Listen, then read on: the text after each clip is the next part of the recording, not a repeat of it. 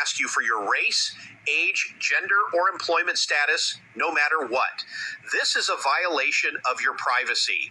Number two, to the Houthis, perhaps you have not been paying attention to what has happened to the Middle East over the past year. Well, allow me to remind you what has happened to Hamas, to Hezbollah, to Assad. The United States condemns the Houthis' latest attacks on Israel and supports Israel's right to self-defense. The Houthis launched an intense wave of attacks against Israel in December with no regard for civilian lives.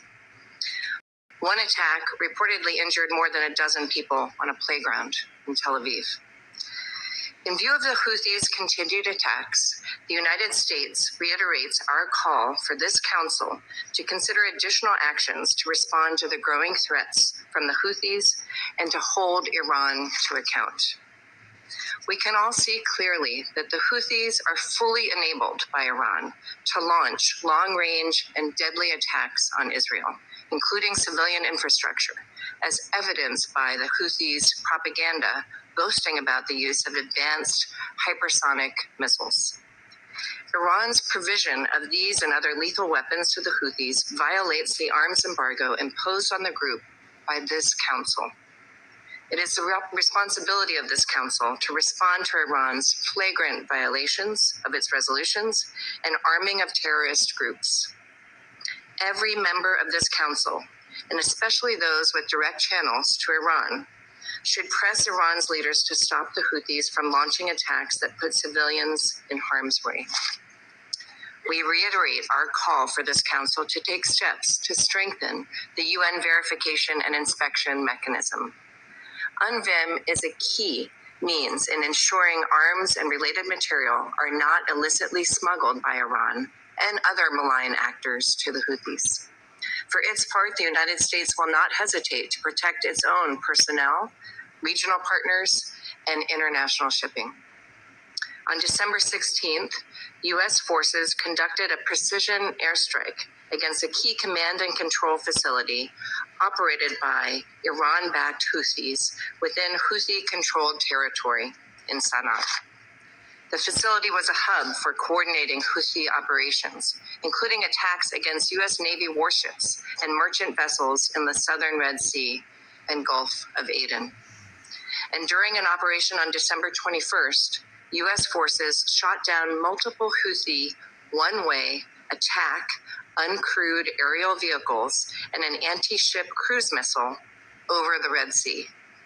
These actions were consistent with international law and were an exercise of the United States' inherent right to self-defense.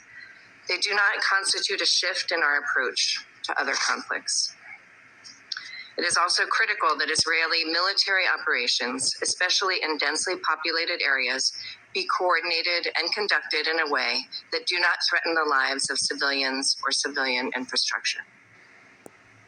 We are thankful to WHO Director General. Escalation of conflict across West Asia, and Gaza was at the center of it. Israel's offensive, launched after the October 7th attacks in 2023, intensified with the enclave remaining under siege. Here's how the year went for Gaza and its residents.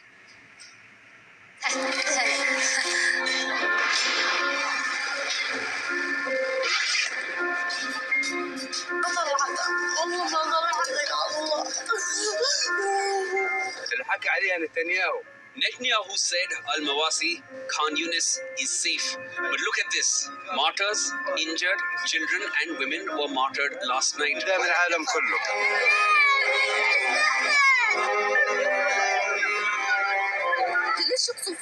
What is this injustice we are living in? Until when? We are really tired. Where do we go? For real, where do we go?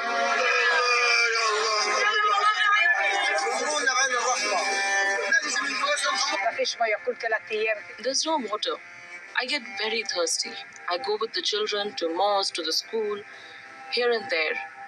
It is very humiliating. We can't find water.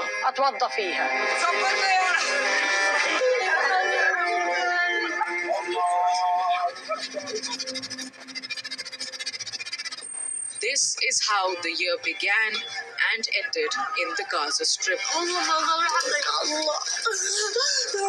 A besieged enclave for which nothing has changed since October 7 last year. Netanyahu's declaration of war on Gaza after a Hamas attack החמאס לא ישלוט בעזה.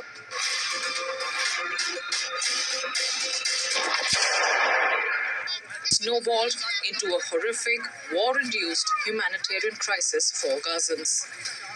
Relentless Israeli bombardment on Gaza, including its densely populated areas of Rafah, central Gaza City, and one of its largest refugee camps, Jabalia, has flattened substantial parts of the enclave. UN says it will take at least 15 years just to clear the rubble in Gaza. But that is secondary to the human toll of this destruction. So far, Israeli Defense Forces blanket bombing the Strip has killed over 45,000 Gazans. And the number only continues to rise. A vast majority of them are women and children. The Palestinian Health Ministry says nearly 18,000 children have been killed. Thousands are missing under the rubble, and most of them are presumably dead. Reports by international bodies reveal that over 25,000 children in Gaza have either lost a parent or become orphans. Gaza is becoming a graveyard for children. Time and again, the Israeli Prime Minister has reiterated that Israel will achieve a total victory and eliminate Hamas from Gaza. Till October 2024, the IDF killed most of Hamas's top leadership, including Ismail Haniyeh in Iran and October 7 attack mastermind Yahya Sinwar, whose image of a wounded man fighting till the end, moments before death, went viral. Since November last year, both sides have failed to agree on a truce deal that will also facilitate a prisoner and hostage exchange. Mediators are positive that a deal is close, but the question on its timing still remains.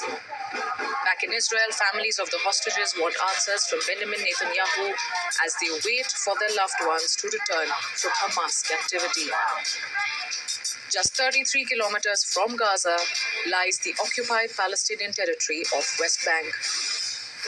Despite Hamas not being the controlling group in the area, West Bank has faced intense Israeli attacks along Gaza all year long. The Palestinian territory has roughly 1 million more Palestinian residents than the Gaza Strip, and nearly 700,000 of them are Israeli settlers. West Bank has a long history of occupation. Long before the October 7 attack of 2023 on Israel became a new timeline of volatility in the region. Israel occupied West Bank in 1967, and since it has maintained its military control over the region, with checkpoints, arrests, demolitions, and frequent raids. Palestinian security forces launched a rare crackdown against local militant groups in northern West Bank. The raid marks an unusual step for the Palestinian Authority, the governing body for semi-autonomous pockets in the occupied West Bank that is internationally recognized but has largely lost control of militant strongholds such as Jenin. Settler violence in the Palestinian territory has significantly risen in the past few months. At the holy site of Marda village, extremists set fire to a mosque. Videos showed Israeli settlers chanting revenge and death to Arabs, among other slogans being spray painted in Hebrew on the building's facade. Palestinian Health Ministry says over 800 residents have been killed in the occupied Palestinian region since last year. Most countries deem the settlements illegal under international law, but Israel disputes this and cites historical and biblical ties to the land for its course of action. For both, and I'm going to stop it right there. Biblical ties to the land. Amalekites have got biblical ties to the land. Okay, before I get started, like always, I want to send all praises, honor, and glory out to Yahweh, Bahashem, Yahweh Shai, Bahashem, and Kakwadash, to the apostles and elders of GMSI New York. I want to send them honors because they do rule well. For the brethren around the world, push this truth out, cut on filter you in the good, the bad, and the ugly of the scriptures, correctly breaking down the prophecies and interaction with the people. I send a hearty shalom. For the hopefully elect, I hope this is edifying. For the aquas, the few and the truth is listening sincerely, charity, keep doing so. But for the scorners, God, for the two-third Israelites and 17 other nations, you're going into Jacob's trouble, already in it, and don't even know it, and it's going to get a whole lot worse. Anyway, this is Kapalia, aka Popside Jim at Chicago. As they say, reporting the news. Okay, you see this. This was 4 hours ago. On this particular channel, I looked at the other one as well, pulled up some stuff so you can see the conflict as to what's being reported and whatnot. So that's why you have to go into the international news and get a real feel for what's actually being spoke on, as opposed to what these people are trying to tell you. Okay, so with that, let's get a few scriptures, because those Amalekites over there, those JOOs, really don't have any claim to the land. And as you say, the international community is looking at all this destruction and saying it doesn't make any sense. But not a who is over there making these declarations, because he's actually wanted by the Hague for war crimes. So with that, I'm going to get some scriptures. We're going to go from there.